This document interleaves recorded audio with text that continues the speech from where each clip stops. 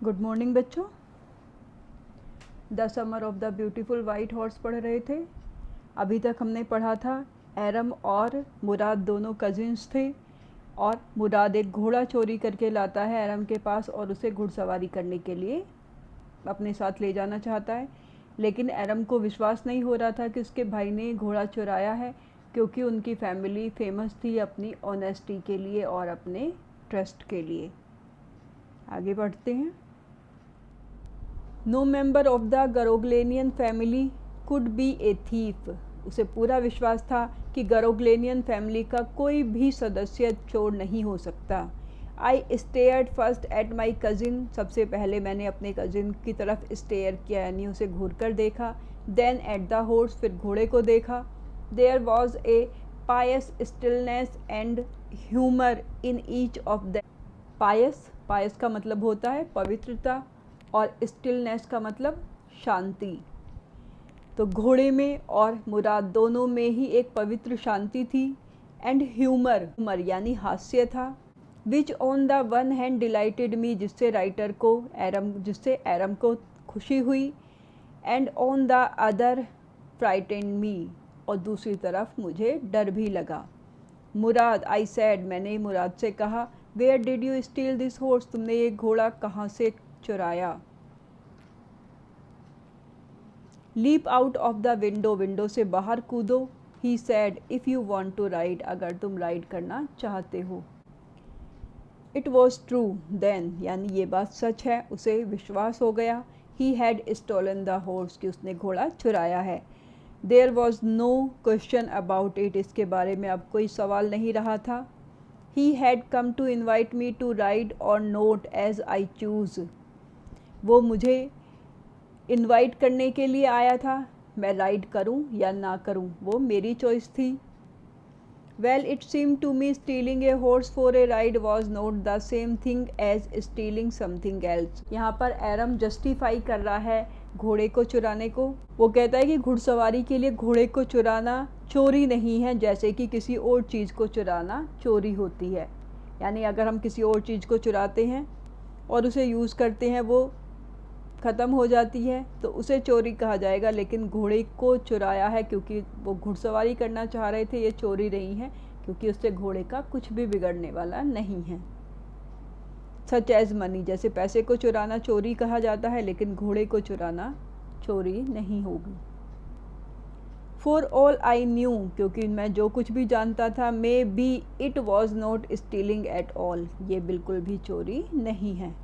If you were crazy about horse the way my cousin Murad and I were, it was not stealing. एरम कह रहा है कि अगर तुम उतने ही क्रेजी हो, सनकी हो, पागल हो घोड़े को लेकर जितना मैं और मुराद था, तो ये चोरी नहीं थी।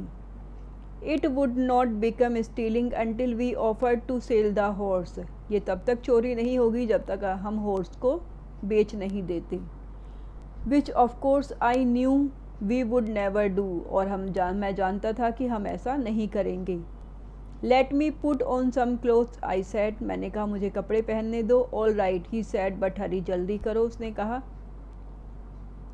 आई leaped into my clothes, मैंने जल्दी कपड़े पहने। I jump down to the yard from the window, मैंने विंडो से ही आंगन में छलांग लगाई, यानी कूद कर आ गया।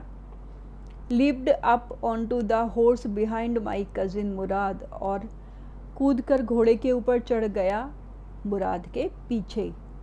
आगे घोड़े पर मुराद बैठा था और उसके पीछे एरम बैठ गया। That year we lived at the edge of town, उस साल हम टाउन के एज पर, यानी शहर के बाहरी किनारे पर रहते थे।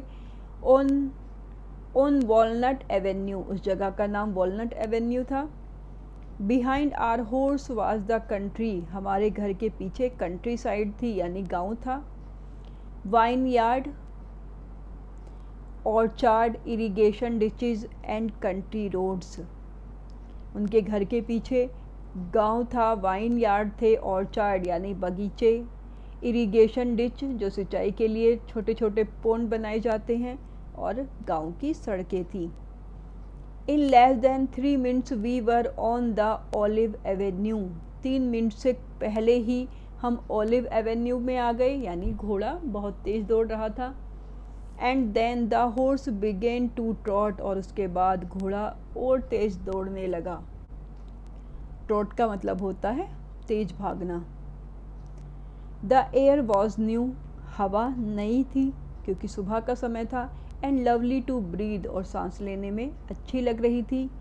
The feel of the horse running was wonderful, दौड़ते हुए घोड़े को फील करना बहुत ही अच्छी अनुभूति थी एरम के लिए। My cousin Mourad, who was considered one of the craziest member of our family, began to sing. मेरा कज़िन मुराद, जिसे कि हमारी फैमिली में सबसे ज़्यादा क्रेज़ी मेंबर्स में से एक माना जाता है, क्रेज़ी का मतलब सनकी या पागल, वो परिवार में सबसे ज़्यादा सनकी जो लोग थे उनमें से एक था, और उसने गाना शुरू कर दिया। I mean he began to roar, मेरे कहने का मतलब है उसने रॉर करना यानी चिल्लाना दहाड़ना शुरू कर दिया। Every family has a crazy streak in it somewhere, her family में कहीं ना कहीं क्रेजी स्ट्रीक यानी थोड़ा सनकीपन होता है।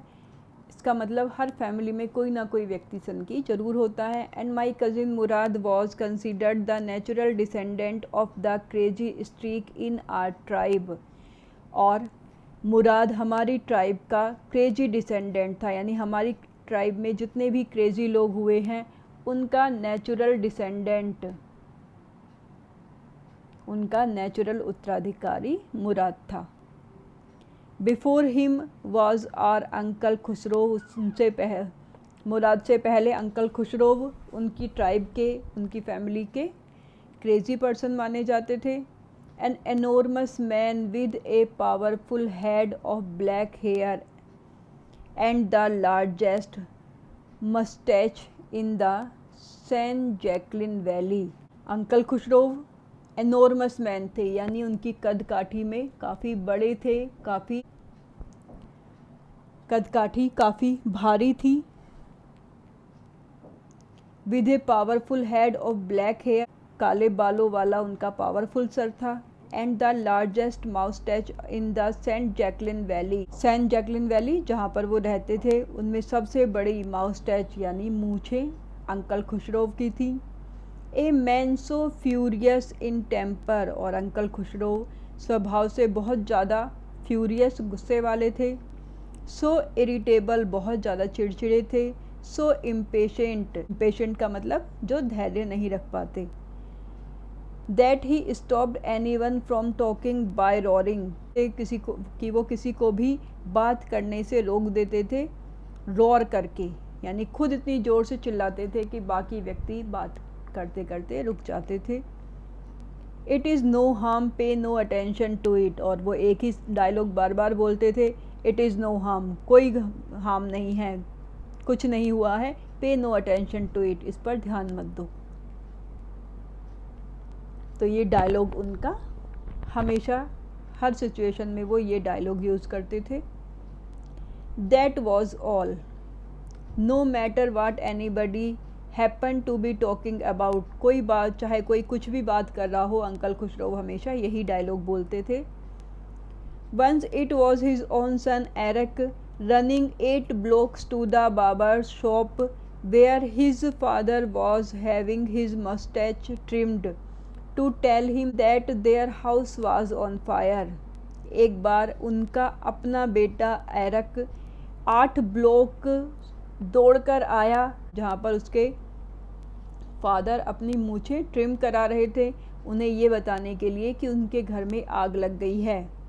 This man Khusro set up in the chair and rod, लेकिन खुसरो अंकल चेयर पर ही बैठे रहे और चिल्लाए, इट इज़ नो हार्म, पे नो अटेंशन टू इट, कुछ नहीं हुआ, उस पर ध्यान मत दो। घर में आग लगी थी लेकिन वो अपने वैसे ही बैठे रहे और वही डायलॉग बोला। The barber said but the other boy said your house is on fire. नाई भी सोच में पड़ गया कि एक ऐसा आदमी है, उसने भी कहा कि तुम्हारा बेटा कह रहा है कि घर में आग लग गई है। इस पर भी उन्होंने दहाड़ कर कहा, इनफ, बहुत हो गया, इट इज़ नो हार्म, आई से, मैं कह रहा हूँ ना कोई नुकसान नहीं हुआ है।